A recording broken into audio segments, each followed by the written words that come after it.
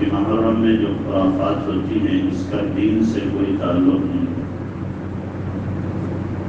جو کام کرنے کے ہیں وہ کرنا چاہیے، جو نہیں کرنے کے ہیں شریعت سے جو ثابت نہیں ہے ان میں پڑھ کر اپنی عاقبت اور آخرت کو برباد نہیں کرنا چاہیے.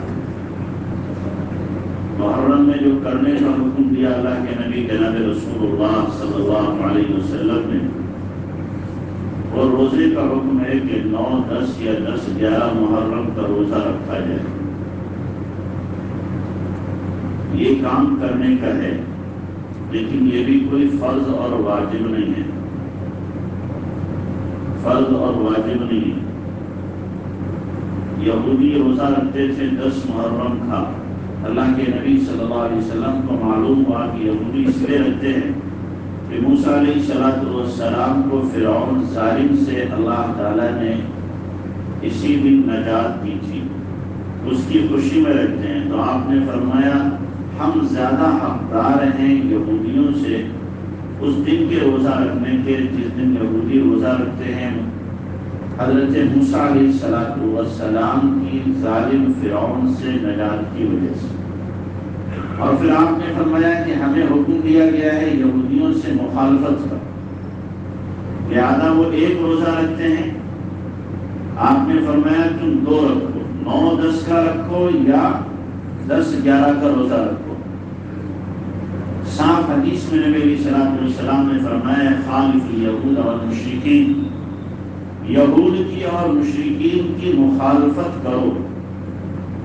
یعنی جو ان کے اعمال شرکیہ ہیں ان شرکیہ اعمال کی مخالفت، اور جو اعمال ان کے شریعت سے میل نہیں کھاتے، دین سے میل نہیں کھاتے، ہمیں ان کی مخالفت کرنا ہے،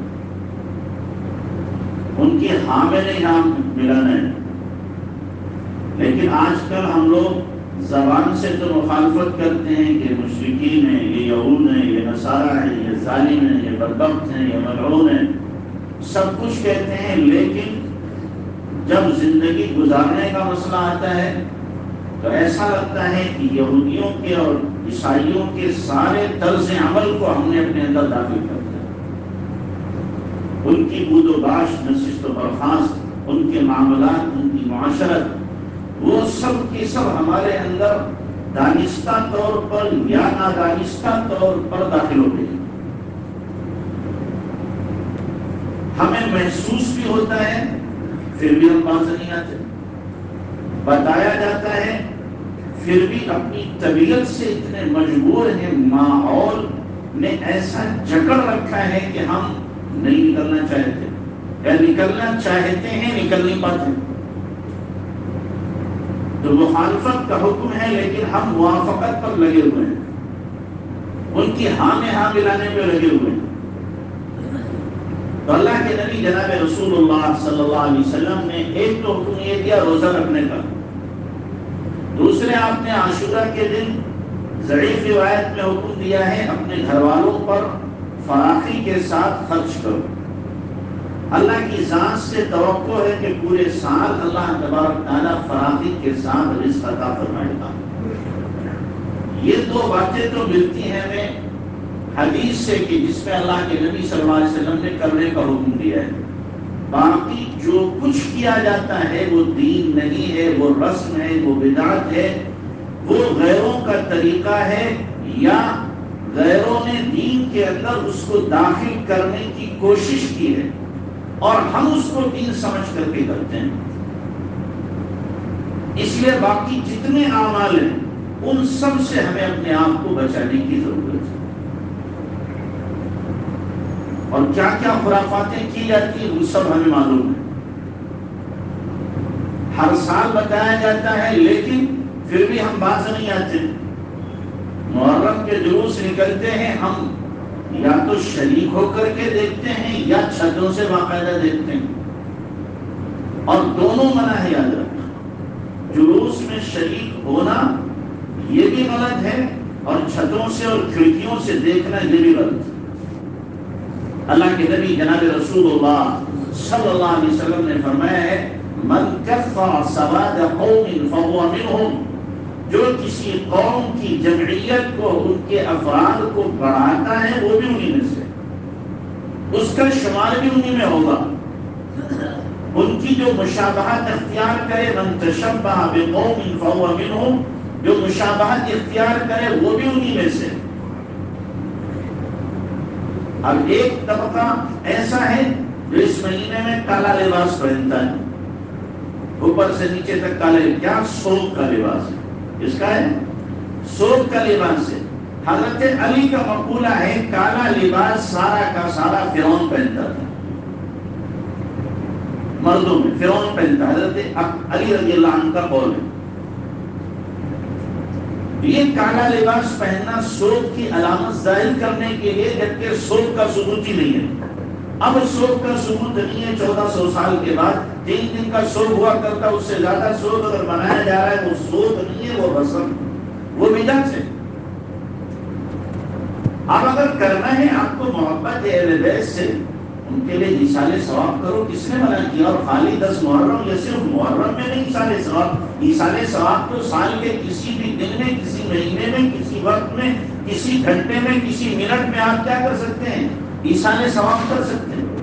اس کے لیے کوئی وقت کی تحدید اور تعیین نہیں ہے کہ فلاں وقت میں کیا جائے گا تو ثواب پہنچے گا، فلاں وقت میں نہیں کیا جائے گا تو نہیں پہنچے گا۔ کیوں؟ اس لیے آف لائن ہو جائے گی، اللہ کے دروازہ بند ہو جائے گا، اب نہیں اوپر ہو جائے گا۔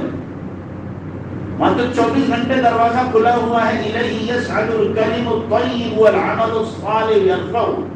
قرآن کہہ رہا ہے اللہ ہی کی طرف اچھے کلمات اٹھتے ہیں، اور جو بھیجا جاتا ہے وہ سب کے سب اوپر اللہ تبارک و تعالیٰ لے جاتا ہے اور اپنی شایان شان اس کا بدل عطا فرماتا ہے۔ تو اسی لیے کوئی وقت کی تعین نہیں ہے کہ فلاں دن، فلاں وقت، فلاں گھنٹے میں کسی کو ثواب پہنچاؤ تو زیادہ ثواب ملے گا، نہ پہنچاؤ تو پھر اب اس کے بعد میں اللہ کی طرف سے سنوائی نہیں ہوگی۔ اس کا در تو ہر وقت کھلا ہوا ہے، جب چاہے مانگ لو، جب چاہے دے دو۔ تو کرنے کا کام ہمیں کرنا چاہیے، نہ کرنے کے کاموں سے اپنے آپ کو مکمل طور پر بچانے کی کوشش۔ اور اس مہینے میں آپ دیکھیں گے بہت سے لوگ شیعہ نہیں، اہل سنت والجماعت مجلسیں جماتے ہیں، اور پھر حضرت حسین کا تذکرہ، اہل بیت کا تذکرہ ہوتا ہے۔ یہ شیعوں کی رسم ہے، یاد رکھنا۔ شیعہ کریں گے، اہل سنت والجماعت نہیں کر سکتے۔ جو صحابہ کو برا کہنے والے، اما عائشہ کو برا کہنے والے، جو حضرت ابوبکر، حضرت عمر، حضرت عثمان کو نعوذ باللہ کافر کہنے والے، وہ لوگ مجلسیں جماتے ہیں۔ اہل سنت والجماعت اس مہینے میں مجالس جمع نہیں کرتے، مجالس کا انعقاد نہیں کرتے اہل بیت کے تذکرے کے لیے۔ اگر اہل بیت کا تذکرہ ہو رہا ہے تو پھر خلفائے اربعہ کا بھی تذکرہ ہو، حضرت ابوبکر کا، حضرت عمر کا، حضرت عثمان کا بھی تذکرہ ہو، عشرہ مبشرہ کا بھی تذکرہ ہو، ازواج مطہرات کا بھی تذکرہ ہو، بنات طاہرات کا بھی تذکرہ ہو، ان سب کا تذکرہ ہونا چاہیے۔ حضرت عمر رضی اللہ تعالیٰ عنہ کی شہادت محرم میں، ان کا تذکرہ کیوں نہیں ہوتا؟ اس لیے کہ حضرت عمر رضی اللہ تعالیٰ عنہ سے ہی سب سے زیادہ مخالفت ہے، سب سے بڑے دشمن حضرت عمر رضی اللہ تعالیٰ عنہ ہی مانتے ہیں شیعہ، تو اس لیے ان کا تذکرہ کرنا تو ان کے یہاں گویا گناہ ہے۔ حیرت کی بات ہے، دنیا میں کوئی بھی آپ کو ایسا دھرم نہیں ملے گا جس میں گالی دینا ثواب ہو، سنا آپ نے؟ نہیں ملے گا، لیکن شیعوں کی یہاں ماشاءاللہ گالی دینا ثواب ہے۔ جس کو تبرہ کہتے ہیں وہ کیا ہے؟ گالی ہے۔ تبرہ یہ گالی ہے۔ صحابہ کرام کو، خلفائے راشدین کو جتنا برا بھلا کہا جائے اتنا بڑا ثواب ہے۔ دنیا میں یہی ایسے لوگ ہیں جو گالی دینا بھی جن کے یہاں ثواب ٹھہرتا ہے۔ تو اگر اہل بیت کا تذکرہ منع نہیں ہے، محبت سے کرو، عظمت سے کرو، جہاں بیٹھے وہاں کرو، لیکن صرف محرم میں نہیں، پورے سال کرو، جب یاد آئے تب کرو، لیکن ساتھ ساتھ میں دیگر صحابہ کا بھی تذکرہ ہو۔ حضرت عمر رضی اللہ تعالیٰ عنہ جو مراد رسول ہیں، اللہ کے نبی صلی اللہ علیہ وسلم کی کیا ہے مراد ہے، جن کو اللہ کے نبی صلی اللہ علیہ وسلم نے غلاف کعبہ پکڑ کر کے اللہ سے مانگا ہے، اور آپ علیہ الصلوۃ والسلام کی دعا حضرت عمر کے لیے قبول بھی ہے۔ سارے صحابہ مرید رسول ہے، عمر کیا ہے مراد رسول ہے، رسول کی مراد ہے، رسول نے مانگا ہے۔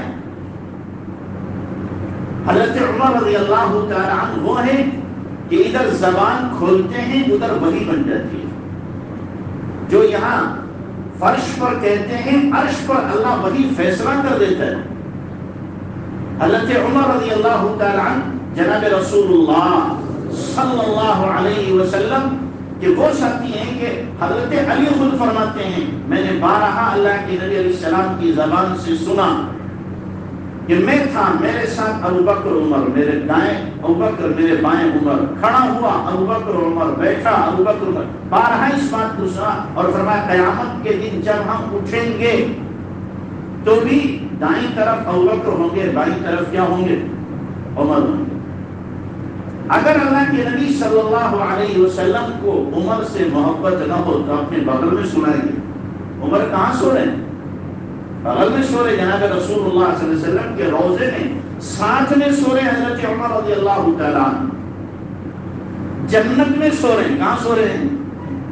جنت میں۔ اس لیے کہ اللہ کے نبی صلی اللہ علیہ وسلم نے فرمایا ما بین منبری و روضتی، ما بین بیتی و منبری روضۃ من ریاض الجنہ، میرے منبر اور میرے گھر کے بیچ کا جو حصہ ہے جنت کا ٹکڑا ہے۔ تو اللہ کے نبی ابوبکر عمر یہ دونوں تینوں کہاں سوئے ہوئے ہیں؟ فرمان رسالت کے مطابق جنت کے ٹکڑے میں ابھی سوئے ہوئے ہیں، اور جب جائیں گے تو بھی جنت میں سیدھے جائیں گے۔ تو حضرت عمر رضی اللہ تعالی عنہ کو اللہ تبارک و تعالیٰ نے وہ مقام اور انصاف طبیعت کے اندر، عدل طبیعت کے اندر، اللہ اکبر، اتنا عدل ہے، انصاف طبیعت کے اندر ہے کہ جب انتقال ہونے لگا تو حضرت عمر رضی اللہ تعالیٰ نے اپنے بیٹے عبداللہ سے کہا عبداللہ اب میں بچ نہیں سکتا، میری ایک تمنا اور دل کی میری خواہش یہ ہے کہ میں اللہ کے نبی صلی اللہ علیہ وسلم کے پہلو میں سونا چاہتا ہوں، میری قبر وہاں بنے، تم جاؤ اور اماں عائشہ سے جا کر کے کہو عمر اپنے دونوں ساتھیوں کے ساتھ سونا چاہتا ہے، اگر وہ اجازت دے دیں تو مجھے وہاں دفن کر دینا، اور اگر اجازت نہ دیں تو عام قبرستان میں مسلمانوں کے دفن کر دینا۔ عبداللہ بن عمر گئے، سلام پیش کیا اور کہا ابا جی کی یہ خواہش ہے کہ یہاں پر دفن ہونا چاہتے ہیں۔ حضرت عائشہ رضی اللہ عنہ فرمانے لگی یہ جگہ تو میں نے اپنے لیے رکھی تھی، لیکن میں اپنے اوپر عمر کو ترجیح دیتی ہوں، اس لیے کہ اللہ کے نبی عمر سے محبت کرتے تھے، عمر اگر آ رہا ہے جگہ پر تو یہاں پر دفن ہو جائے۔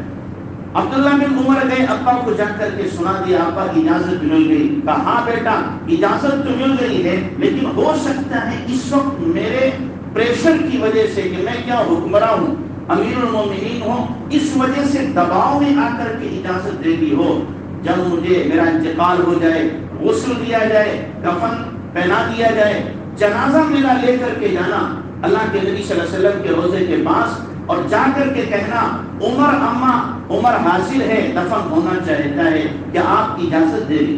امیر المومنین نہیں کہنا، اس لیے کہ اس وقت میں امیر المومنین نہیں رہوں گا، عمر کہنا کہ عمر آپ کا بیٹا حاضری چاہتا ہے، اس وقت اگر اجازت دے دے تو دفن کرنا، نہ دے تو واپس کرنا۔ انصاف دیکھیے، عدل دیکھیے، طبیعت کے اندر کتنا ہے۔ چنانچہ جب جنازہ حضرت عبداللہ بن عمر کہتے ہیں حضرت عمر رضی اللہ عنہ کی کہ سر کو میں نے اپنی گود میں رکھا، کہا نہیں بیٹا میرا سر زمین پہ ڈال دے، میرا سر زمین پہ ڈال دے۔ کہا ابا کیوں؟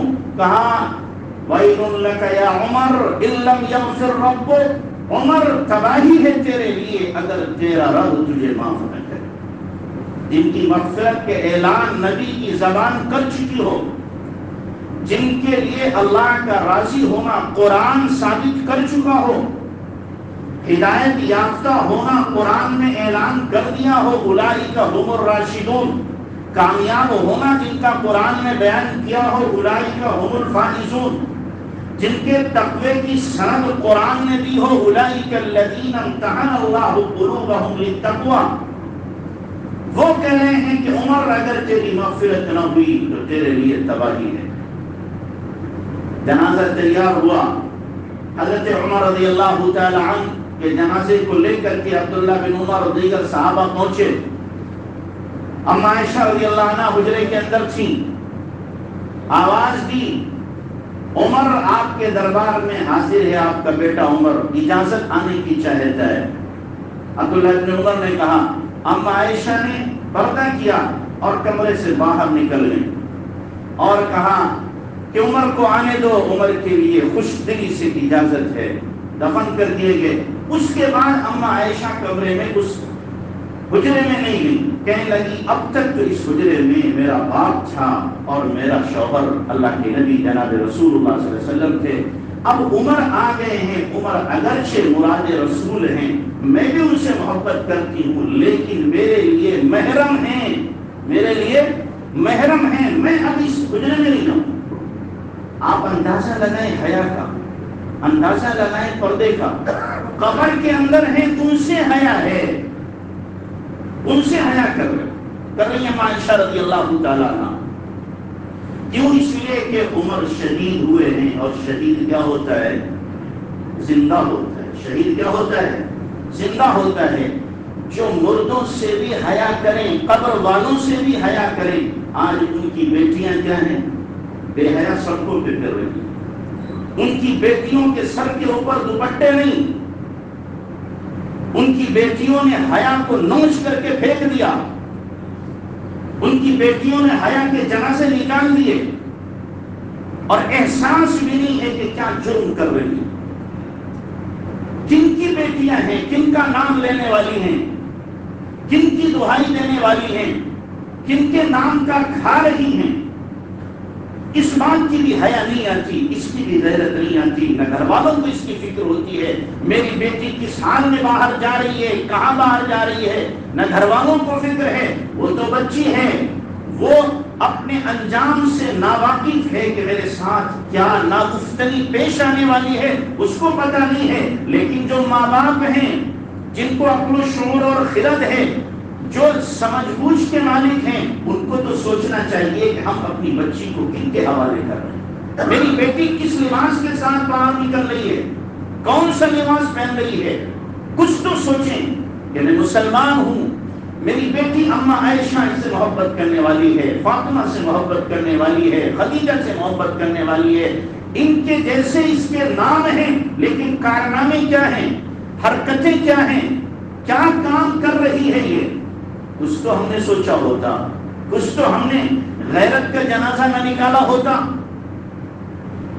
تو حضرت عمر رضی اللہ تعالی عنہ کو اللہ کے نبی جناب رسول اللہ صلی اللہ علیہ وسلم نے آج بھی اپنے بغل میں رکھا ہے، اور کل قیامت کے دن بھی بغل میں رکھیں گے۔ اللہ کے نبی جناب رسول اللہ صلی اللہ علیہ وسلم فرماتے ہیں، میں جنت میں گیا، خواب میں اللہ کے نبی صلی اللہ علیہ وسلم کیا ہے، خواب میں بھی گئے ہیں، اور ویسے بھی شب معراج میں اپنے اس جسم کے ساتھ اللہ کے نبی صلی اللہ علیہ وسلم نے جنت کی کی ہے، سیر کی ہے۔ آپ علیہ السلام فرماتے ہیں، میں جنت میں گیا، میں نے دیکھا ایک محل پہ لکھا ہوا ہے فتح لقریشی، یہ قریشی جوان کا محل ہے۔ میں نے کہا میرے ہی ہو سکتا ہے اتنا شاندار محل۔ میں داخل ہونے لگا تو جو دربان سے انہوں نے کہا یہ عمر کا ہے، میں داخل ہو سکتا تھا، عمر کی غیرت مجھے یاد آئی تو میں داخل نہیں ہوا۔ ان کا محل پہلے سے کیا ہو چکا ہے، جنت میں تیار ہو چکا ہے، علی کا محل پہلے سے جنت میں تیار ہو چکا ہے، اور آج یہاں بدزبان اپنی آخرت کو خراب کر کے عمر پر نامعلوم کیا تان و تشنیع اور سب کو شتم کرتے ہیں، جس کی وجہ سے وہ اپنی آخرت کو برباد کرتے ہیں۔ اللہ کے نبی صلی اللہ علیہ وسلم کی زبان تو ان کے لیے کیا ہے، جنت کے محلات الاٹ کر رہی ہے، ان کے لیے جنت کا محل کیا ہو گیا، تیار ہو گیا، ان کا نام لکھ گیا، اس کے اوپر نام لکھ گیا ہے۔ تو اس لیے میرے بھائیوں ہمیں چاہیے کہ محرم کے مہینے میں اگر ہم تزکیہ کر رہے ہیں اہل بیت کا تو حضرت عثمان کو نہ بھولیں، حضرت عمر کو نہ بھولیں، حضرت ابوبکر کو نہ بھولیں، عشرہ مبشرہ کو نہ بھولیں، ازواج مطہرات کو نہ بھولیں، ان کے بھی تذکرے ہونا چاہیے۔ تذکرے نہیں سن رہے ہیں، ہماری ذمہ داری ہے اپنے ان سب سے بڑے بزرگوں کی تاریخ کو یاد رکھیں۔ کہتے ہیں بزرگوں کی تاریخ یاد رکھو۔ سب سے بڑے بزرگ کون ہیں ہمارے؟ صحابہ۔ اللہ کے نبی کے بعد کون ہیں؟ صحابہ سب سے بڑے بزرگ ہیں ہمارے، سب سے بڑے پیشوا مقتدی ہمارے ہیں۔ ان کی تاریخ کیوں نہیں یاد رکھیں گے؟ ان کی تاریخ کیوں نہیں پڑھتے؟ ان کی سیرت کیوں نہیں پڑھتے؟ وہیں سے ہمیں رہنمائی ملے گی، وہیں سے ہمیں ہماری ہدایت کے نمایاں خطوط ملیں گے جن پر چل کر کے ہم منزل مقصود تک پہنچ سکتے ہیں۔